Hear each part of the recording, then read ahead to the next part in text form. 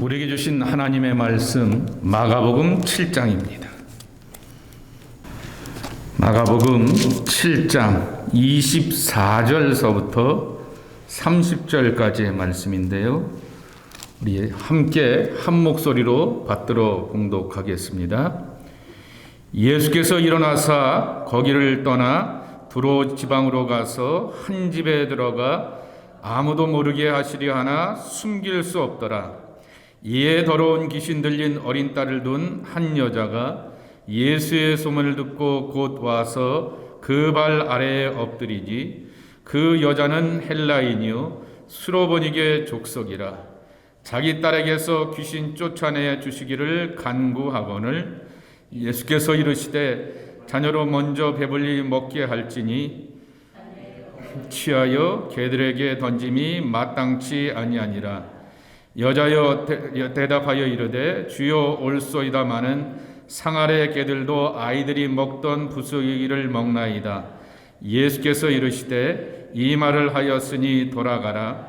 귀신이 네 딸에게서 나갔느니라 하시매 여자가 집에 돌아가 본즉 아이가 침상에 누웠고 귀신이 나갔더라. 아멘. 오늘도 주일 예배에 참석한 여러분 모두를 환영하고 축복합니다.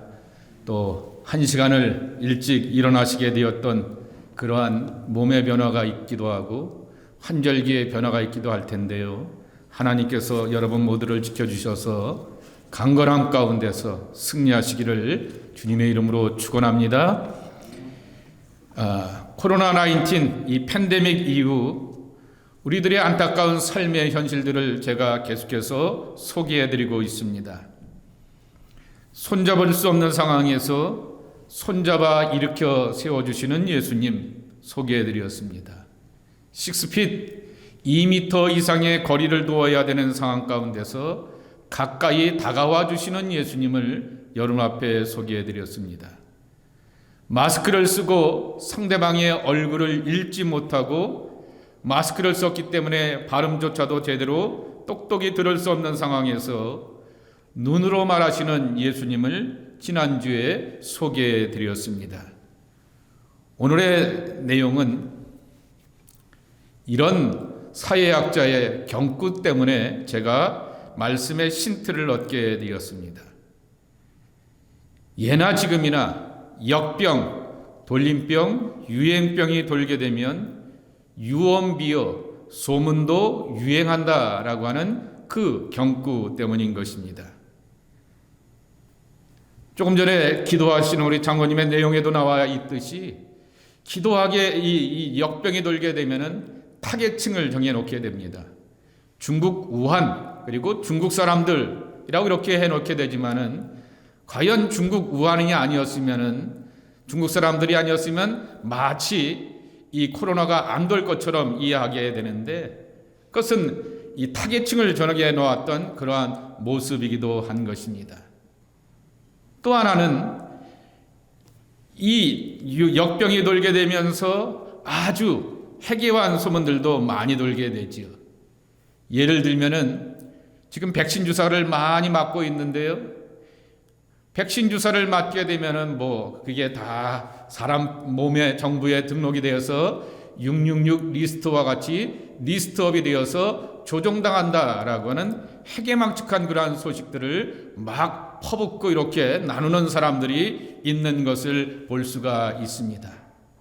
옛날에도 그리하였고 지금도 정말 터무니없는 이야기들이 그렇게 돌게 됩니다. 근데 예수님도 그런 얘기를 하셨습니다. 마태복음 24장 6절 말씀에 보게 되면은 말세에 대한 이야기를 하시게 되면서 난리와 난리에 대한 소문을 듣겠으나 너희는 삼가 두려워하지 말라. 이런 일이 있을 때 아직 끝은 아니라 라고 말씀하시면서 끝은 아니겠지만은 소문과 소문이 나고 해괴망측한 이야기들이 나올 때 이것이 바로 시대의 종말과 주님의 재림을 시작하는 현상 속의 하나라 말하였습니다. 그 가운데 하나가 소위 말하는 나쁜 소문, 유언비어라고 하는 것입니다. 그런데 안타까운 것은 이런 상당수의 유언비어 거짓 뉴스가 교회로부터 출발하는 것입니다.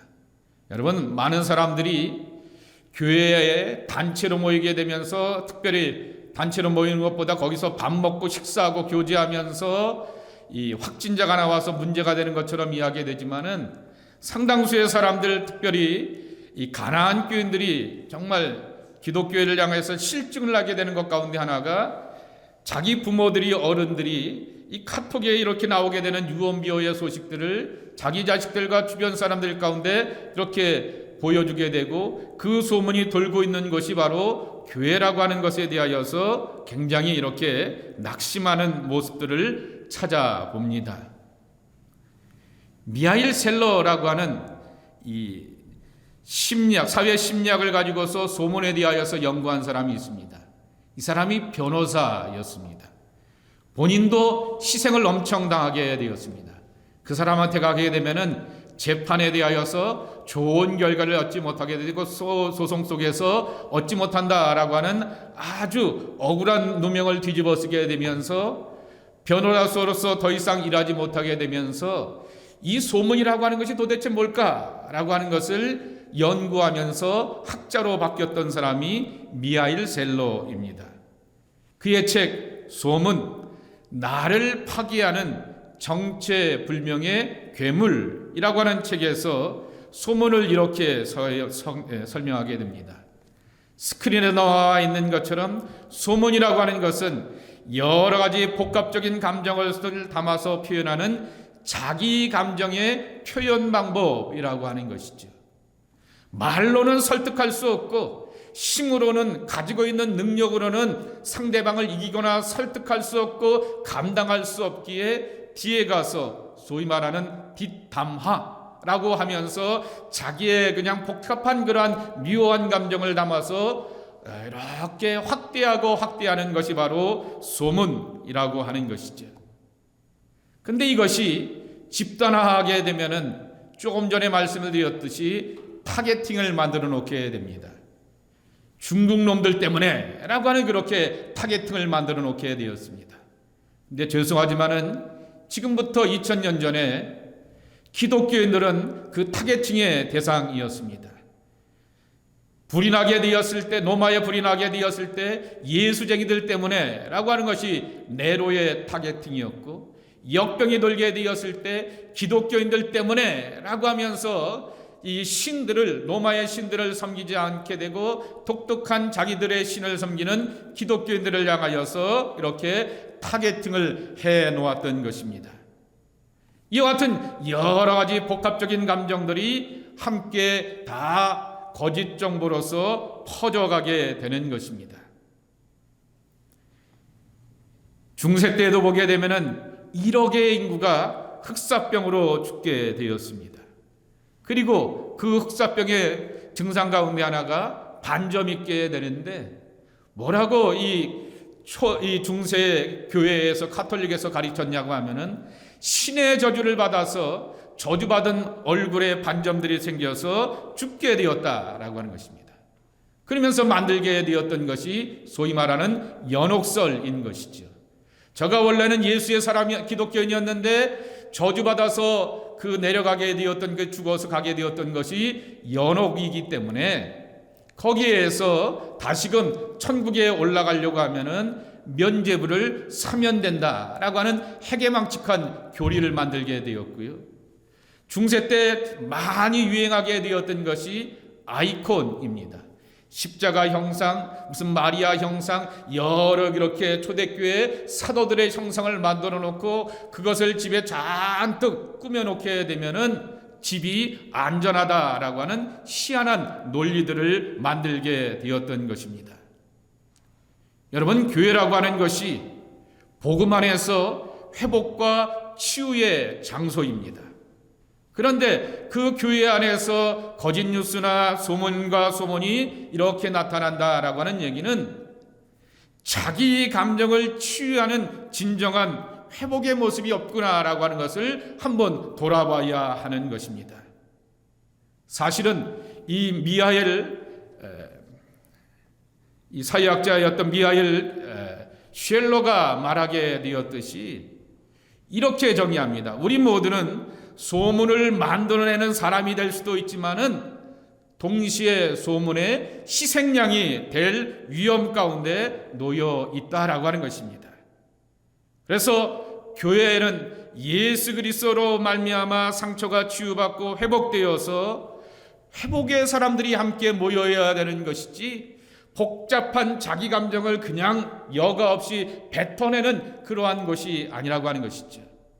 예수로 치유받고 예수로 여가기가 정화되고 예수라고 하는 여가기를 통하여서 나의 생각과 마음과 모든 것들이 다 새롭게 정리되는 그러한 신앙이 되어야 하는 것입니다. 지금부터 2000년 전에 아우렐리우스, 그 명상가였던 유명한 로마의 황제 시대 가운데 로마의 역병에 돌면서 4분의 1의 로마 인구가 죽게 되었습니다. 그때 기독교인들에게는 처음에는 기독교인들이라 해서 이 돌림병이 돌게 되었다라고 하게 되었지만은 나중에는 기독교인들을 향해서 부르게 되었던 평가가 하나 있었습니다.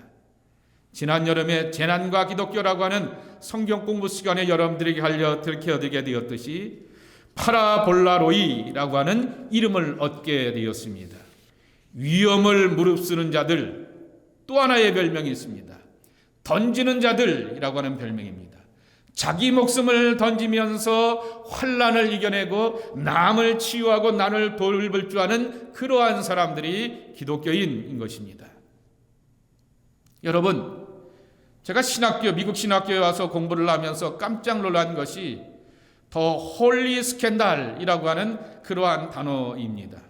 스캔들이라고 하는 단어가 여러분 알고 있는 것처럼 부적절한 사건들과 그 이야기들이라고 하는 것입니다. 근데 신학의 교재를 보게 되면 더 홀리 스캔들이라고 하는 그러한 단어를 쓰고 있습니다. 거룩한 소문입니다. 여러분 구글에 가서 더 홀리 스캔들이라고 하는 단어를 한번 써보시게 되십시오. 그럼 반드시 그림들이 나오게 될 것입니다.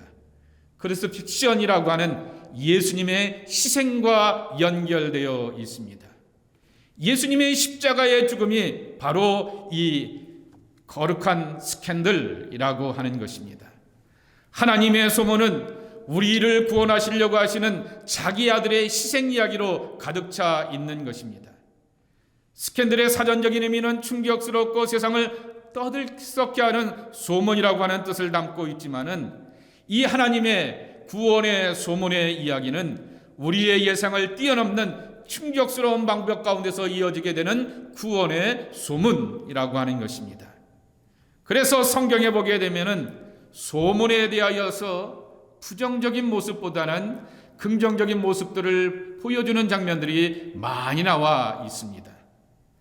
가장 대표적인 것이 어디냐라고 하면은 오늘 예배의 부름의 말씀으로 소개해드리게 되었던 열왕기상 10장에 나오게 되는 스바 여왕이 솔로몬을 찾아가는 모습입니다. 오늘 열왕기상 10장 7절 말씀을 보시게 되면은 이렇게 내가 들은 소문보다 더하도다 라고 말하게 됩니다. 그리고 그 다음 말씀에 보게 되면은 내가 들은 소문보다 절반도 안 된다 라고 표준세 번역과 공동번역에는 번역하고 있습니다.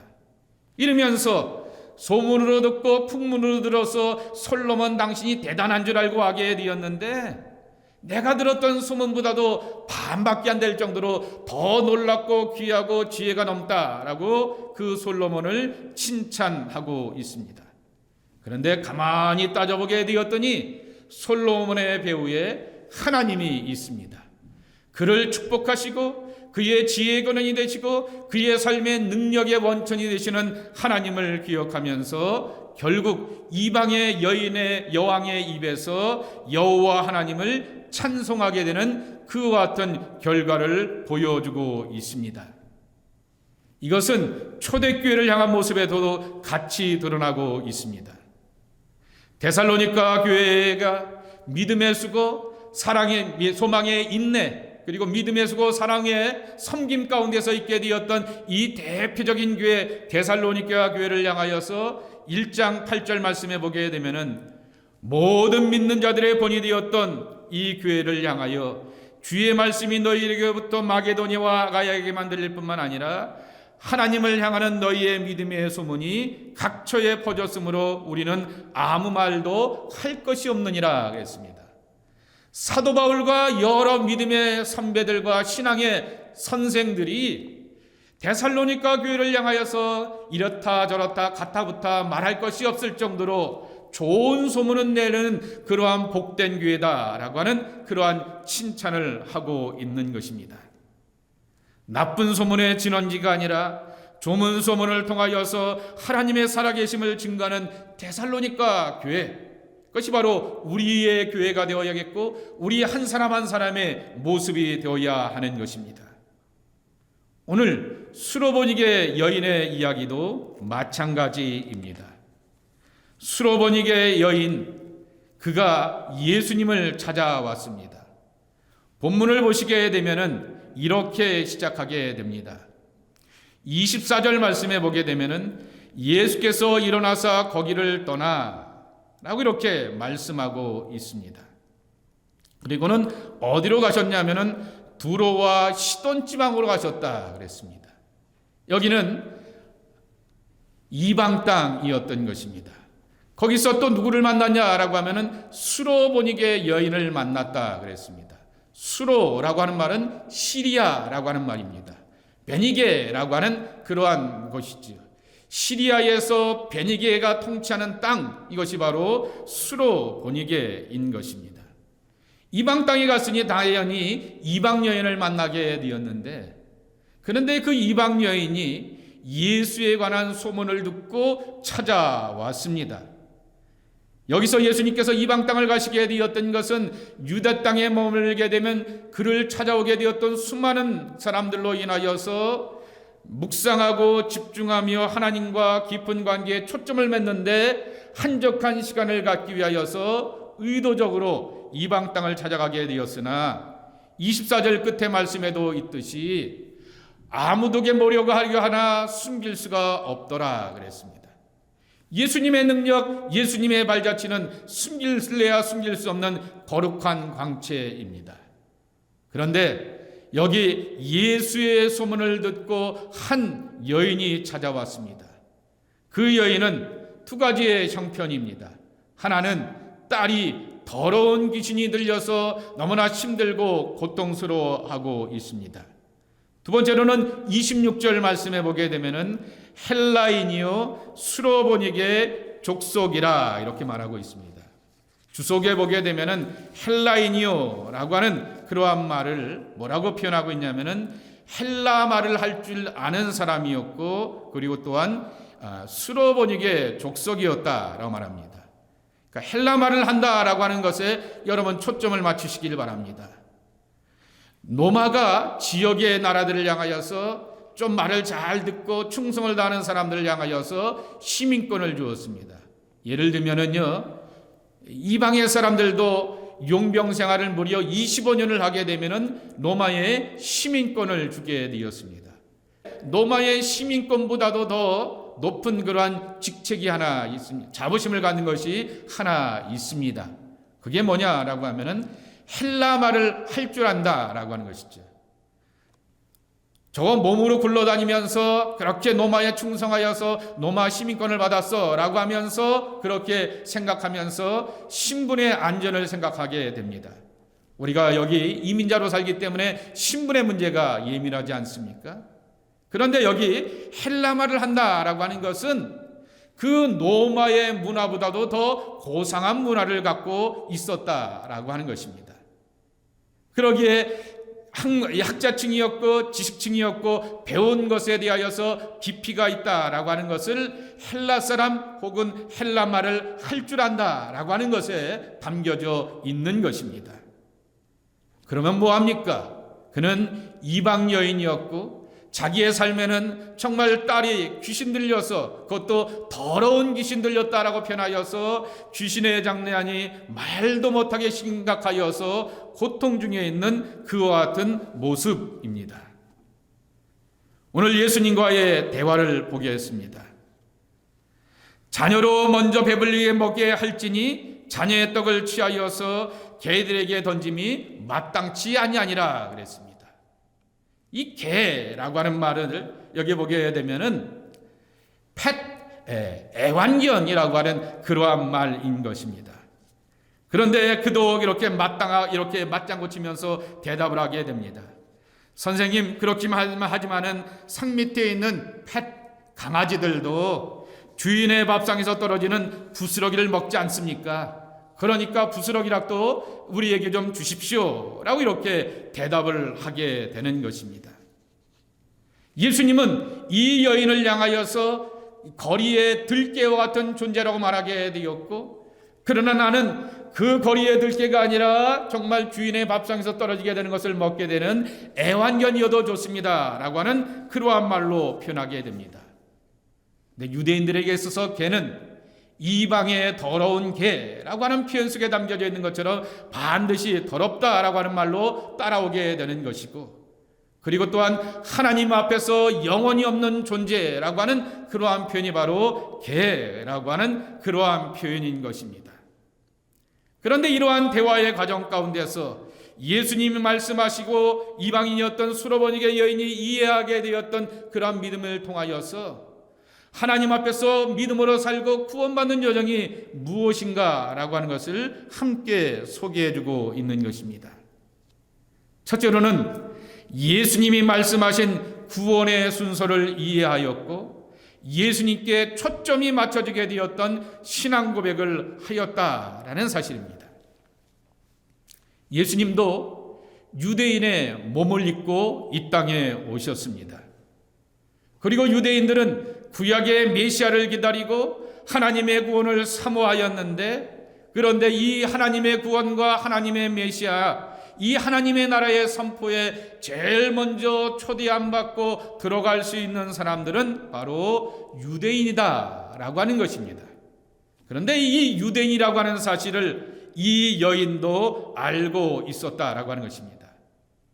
이 여인의 고백은 자신을 낮추는 것일 뿐만 아니라 자신의 정체성을 알고 있음에도 불구하고 하나님의 은혜를 갈망하는 자의 모습을 참으로 보여주고 있는 것입니다. 유대인들의 입장에서 보게 되면은 이방의 사람들은 식민지의 백성이라 할지라도 선택받은 사람들로서 이방의 모든 백성들을 향해서 온갖 부정적인 것들을 다 퍼붓고 종교적이고 신앙적인 우월성을 강조하게 되는데, 예수님은 그러한 목적은 아니었지만은 그러나 먼저 초점을 맞추게 되었던 것이 유대인이었다라고 하는 사실에 대해서 이 여인을 이해하게 되었다라고 하는 것입니다. 사실 이 원칙은 예수님만 따라간 원칙이 아니라 사도 바울도 그대로 따르고 순종하였던 원칙입니다. 로마서 1장 16절 말씀해 보게 되면은 첫째는 유대인이요 그 다음에게는 헬라인에게로다 라고 말하면서 유대인들에게 복음을 먼저 전하는 것이 또한 복음의 순서였고, 그 다음 이방 사람들을 향하여서 전도하는 것이었습니다. 그것은 유대인들이 종교적으로 선민으로서 택함받게 되었다라고 하는 선천적인 우월성 때문이 아니라고 하는 것입니다. 선교학적이고 전략적인 관점에서 보게 되면은 이미 유대인들은 메시아를 기다리고 있었고, 이미 유대인들은 하나님의 나라가 올 것이다라고 하는 엄청난 기대를 갖고 있었는데, 예수님이 내가 메시아이고 나를 통하여서 하나님의 나라를 너희가 경험하고 누리며 그 안에 살 수 있다라고 하는 것을 쉽게 설명할 수 있기에 바로 제일 먼저 전하였던 것이 바로 유대인이라고 하는 것입니다. 이러한 과정을 이 여인은 그대로 인정하게 되었던 것입니다. 맞습니다. 예수님, 유대인이 먼저 구원받고 저희들은 그 다음일 수도 있을 것입니다. 마가복음에는 없지만은 이 여인의 믿음을 향하여서 마태복음에는 15장 28절 말씀해 보게 되면은 여자여 내 믿음이 크도다 내 소원대로 되리라라고 하시면서 이 여인의 믿음을 칭찬하여 주셨습니다. 옛날서부터 이 말씀을 따라서 성경을 해석할 때 막무가내로 예수님께 다가가고 자신의 처지를 잘 이해하면서 칭찬받는 것이 좋은 믿음이다 라고 이렇게 말하게 되었지만은 중요한 사실은 예수님의 사역의 질서를 잘 알고 있었기 때문에 사실은 이 여인이 칭찬받았다라고 하는 것입니다. 종교개혁자 마틴 루터가 이 본문을 이렇게 해석합니다. 예수님께서 이렇게 반응하고 대답해 주시는 것은 어머니의 마음을 천갈래 만갈래 찢어놓는 천둥과 같은 표현이 담겨져 있기도 하지만은 신앙이란 사실 그런 것 아니냐라고 하는 것이죠. 우리의 자절을 뛰어넘는 것이 신앙이라고 하는 것입니다. 알면 알수록 믿으면 믿을수록 어려운 것이 나의 처지이고 연약함입니다. 그런데 그러한 처지에도 불구하고 하나님의 질서를 알아가야 됩니다. 하나님의 뜻을 알아가야 되는 것입니다. 예수님의 질서와 예수님의 뜻은 먼저 유대인이고 제일 나중에 가서 또한 돌아보고 관심을 가져야 될 것이 이방 사람이고, 그리고 예수님이 여기서 원하였던 것은 나 여기 쉬러 왔지 사람들을 만나고 고치고 그들에게 하려고 하는 것이 아니었다라고 했음에도 불구하고 푸스러기 은혜락도라고 고백하게 되면서 스스로를 개로 표현하면서 그 연약함 가운데서도 어찌하든지 예수님의 은총을 누리려고 하였다라고 하는 것입니다. 하나님의 계획과 뜻을 알고 하나님의 선하신 은총을 갈망하는 기도와 신앙 고백이 되어야 됨을 가르쳐 주고 있는 것입니다. 두 번째로는 안심하고 돌아가라고 확증받는 믿음인 것입니다.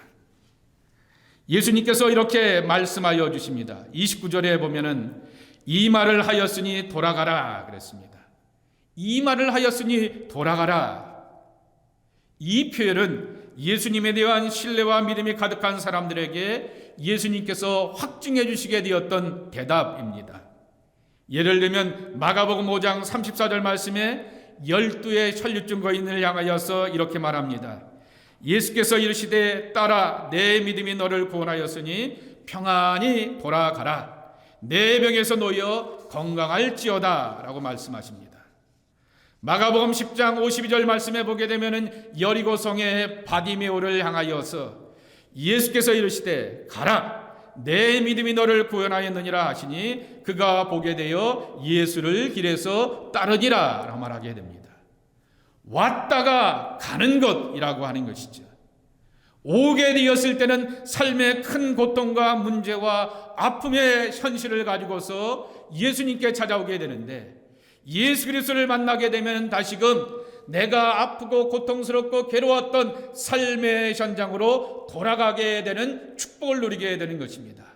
아픈 사람의 모습이 아니라, 고통스러운 삶의 모습이 아니라 회복되었고 광명의 세계로 나가게 되고 온전함을 얻어서 삶의 현장으로 돌아가는 축복이라고 하는 것입니다. 결국 우리의 삶의 현장을 통하여서 하나님의 손길과 일하심을 찬양하고 증거하는 모습으로 돌아가야 하는구나 라고 하는 것을 들려주고 있는 것입니다. 저는 오늘 예배의 부름에 나오게 되는 스바 여왕과 오늘 본문의 주인공이었던 스로보니게 여인을 소문의 여왕이라 이렇게 이름을 붙여버리고 싶습니다.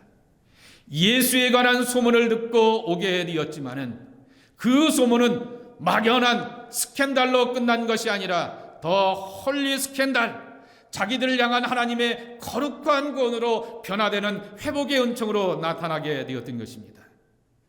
많은 사람들이 소문에서 소문으로 끝나게 되는 불행한 소문의 통로, 빅마우스가 되는 경우가 많이 있습니다.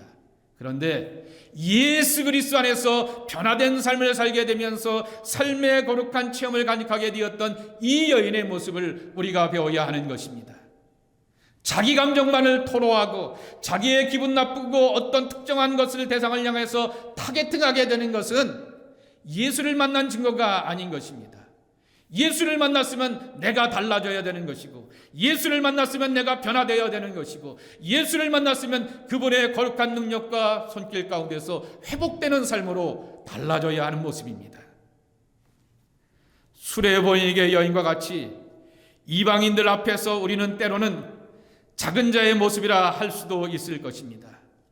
이방의 개들, 이것이 바로 수로보니게 여인의 정체일 수도 있을 것입니다. 그것이 바로 이 이민자로서 이 험한 세팍 가운데서의 나의 약한 자의 모습이라 될 수도 있을 것입니다.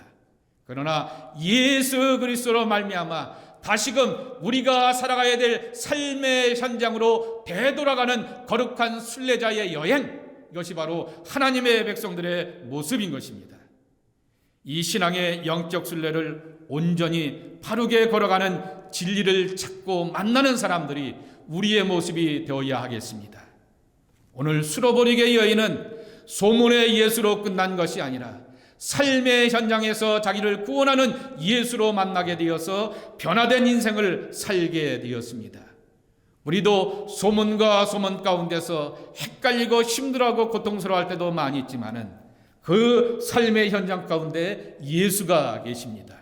그리고 능히 우리의 질병과 연약함과 삶의 아픔에 대하여서 해결과 치유가 될 수가 있습니다. 그분을 만나시고 변화되어서 다시금 세상 속에서 돌아가서 하나님의 살아계심을 증거하는 복음의 사람들이 되기를 주님의 이름으로 간절히 축복합니다. 하나님 아버지 감사합니다. 이 시간도 하나님 앞에 나와 예배하는 당신의 백성들, 이 역병에 도는 시대 가운데 수많은 소문과 유언비어와 그럴듯한 논리 가운데서 휩쓸려 다니지 않게 하시고 예수 그리스도가 삶의 회복이 되고 진리가 되어서 그분의 뜻대로 살기에 부족함이 없는 참 진리의 사람들로 축복하여 주시옵소서. 회복의 사람이 되어서 다시금 가정과 일터와 세상의 현장 가운데 살아가면서 승리하는 귀한 삶이 되게 하여 주시옵소서. 예수님의 이름으로 간절히 축복하며 기도 올려옵나이다. 아멘.